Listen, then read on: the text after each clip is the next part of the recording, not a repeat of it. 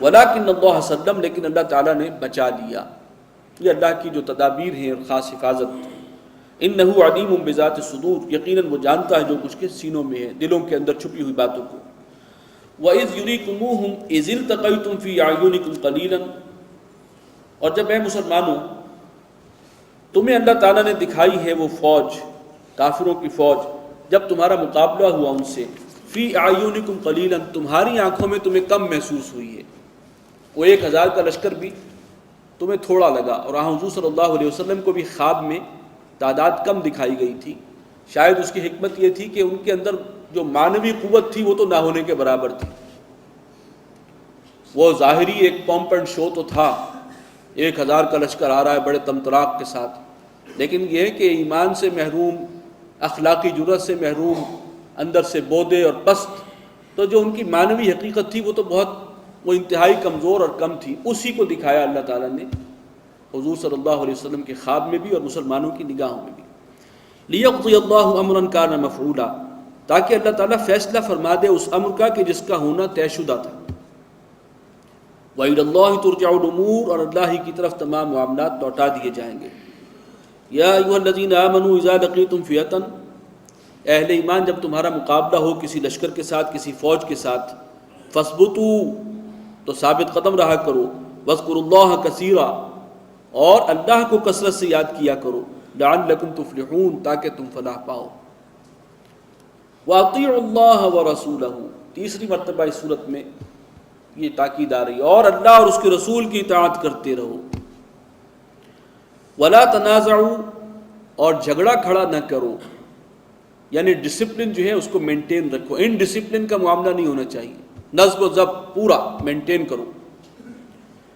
فتفشلوا، اگر تم نے ان ڈسپلن کیا اور نظم و ضبط میں خلل ڈالا، اور جو ایک نظام بن جاتا ہے، یہ کمانڈر ہے، یہ فلاں امیر ہے، اس کے نیچے یہ ہے، اس کو جو ہے وہ اس کو پورے طور پر فالو نہ کیا اس کو، تو کیا ہوگا؟ فتفشلوا، تم خود پست ہمت ہو جاؤ گے. وَتَذْهَبَ رِيحُكُمْ، اور تمہاری ہوا اکھڑ جائے گی. یعنی مقابلے پر دشمنوں میں جو تمہاری ایک دھاک بیٹھی ہوئی ہے وہ بھی نکل جائے گی، اور تمہارے اپنی صفوں کے اندر کمزوری آ جائے گی. وَاصْبِرُوا، اور صبر اور استقامت سے کام لو. ان اللہ مع الصابرین، یقیناً اللہ تعالیٰ صبر کرنے والوں کے ساتھ ہے. دیکھیے پیشگی گویا کہ مسلمانوں کو وارننگ کر دی گئی تھی کہ ان ڈسپلن کا معاملہ نہ کرنا،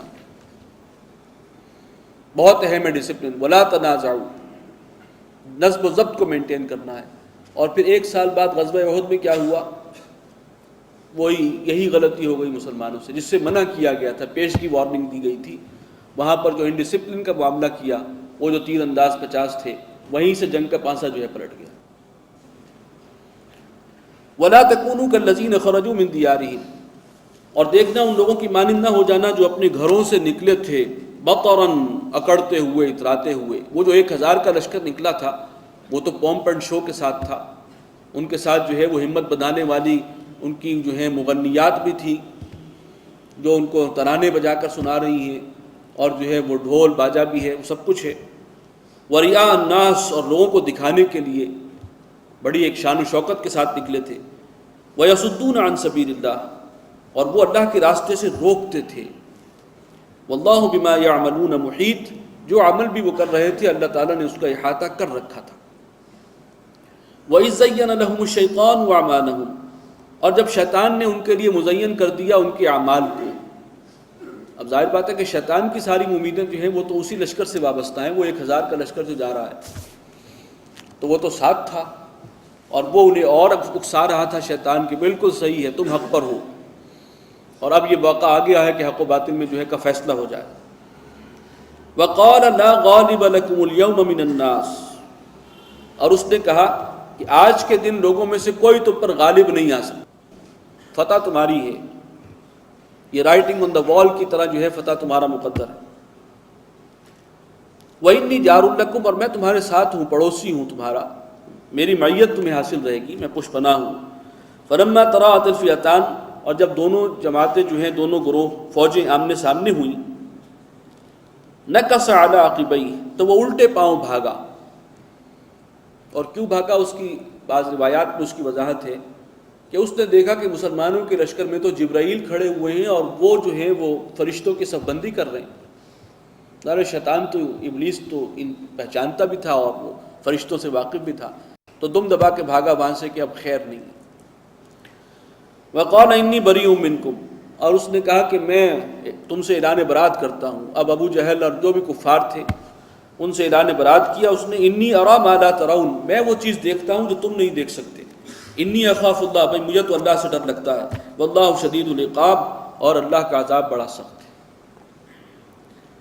اذ یقول المنافقون والذین فی قلوبہم مرض، جب کہا منافقوں نے اور جن کے دلوں میں روگ تھا، بیماری تھی، نفاق کا مرض تھا، غر ہؤلاء دینہم، ان کے دین نے انہیں دھوکے میں ڈال دیا ہے، ان کی مت مار دی ہے۔ یہ نہتے 313 1000 سے مقابلے کے لیے چل پڑے۔ یقیناً کچھ مسئلہ جو ہے وہ کچھ چولیں ڈھیلی ہو گئی، ہوش و حواس سے عاری ہو گئے۔ اب یہ تبصرے جو ہیں وہ کر رہے تھے منافقین خاص طور پر، اس لیے کہ آگے اوپر ذکر ہو گیا، وہی جن کے دلوں میں روگ تھا، جو منافق تھے، ان کے یہ تبصرے تھے۔ وَمَن يَتَوَكَّلْ عَلَى اللَّهِ، اور جو کوئی اللہ پر توکل کرے، بھروسہ کرے، فَإِنَّ اللَّهَ عَزِيزٌ حَكِيمٌ، اللہ تعالیٰ غالب ہے، کل اختیار کا مالک ہے، حکمت والا ہے۔ وَلَوْ تَرَىٰ إِذْ يَتَوَفَّى الَّذِينَ كَفَرُوا الْمَلَائِكَةُ يَضْرِبُونَ وُجُوهَهُمْ وَأَدْبَارَهُمْ، اور اگر تم دیکھ پاتے اس وقت جب ان کافروں کی جان قبض کریں گے فرشتے، اور وہ انہیں ضربیں لگائیں گے، تماچے لگائیں گے ان کے چہروں پر بھی اور ان کی پیٹھوں پر بھی۔ وَذُوقُوا عَذَابَ الْحَرِيقِ، اور وہ کہیں گے اس وقت کہ چکھو اب جلنے کا عذاب، جہنم کا عذاب۔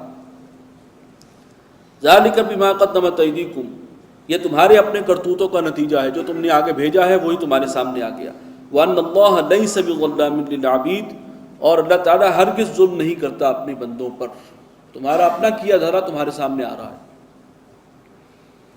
كَدَأْبِ آلِ فِرْعَوْنَ وَالَّذِينَ مِن قَبْلِهِمْ، جیسے کہ معاملہ تھا فرعون والوں کا، آل فرعون کا، اور ان کا کہ جو ان سے پہلے تھے، ان سے پہلے جو اقوام گزری ہیں، قوم نوح، قوم عاد، قوم سمود، قوم لوط، قوم شعیب، وہ سب پہلے تھی۔